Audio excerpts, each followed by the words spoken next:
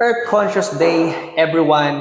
This is me again, Sir Jules from BYD Lipa, Batangas. So, for today, ipapakita ko po sa inyo ang dalawang klase ng aming MPV dito sa BYD Lipa.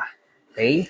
So, ito, nandito sa aking harapan, ang aming E-Max 7 Full EV and ang aming E-Max 9 DMI. So, ano nga ba ang difference ng dalawang ito?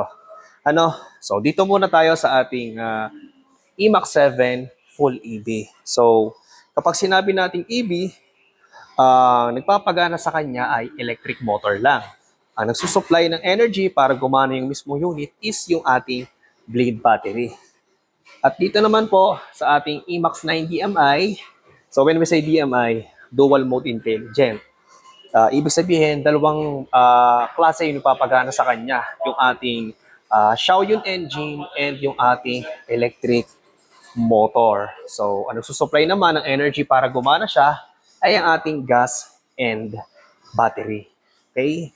So, dito naman sa E-Max 7, yan, siyempre, subcompact MPV yan, 7-seater and very spacious din naman. So, ito ay nagre-range ng nasa 1.5 million above, depende sa kanyang variant. At dito naman sa ating E-Max 9, nagre-range po yan ng nasa 2 million to 3 million above, depende rin sa kanyang variant. So, both unit ay very spacious and also syempre kung bibili kayo ng MPV, nakadepende pa rin yan syempre sa budget nyo at saka sa lifestyle nyo. Yun nga, gaya ng sabi ko sa inyo, pares naman siyang spacious, pero kung mahilig ka mag-adventure, mag-travel together with your family, dito na ako syempre sa E-Max 9, Pero kung more on city driving, service, ayan, pwede rin naman to. Itong ating E-Max 7 EV. So, kung ikaw ang papipiliin, ano ba sa dalawang to yung pasok sa budget mo?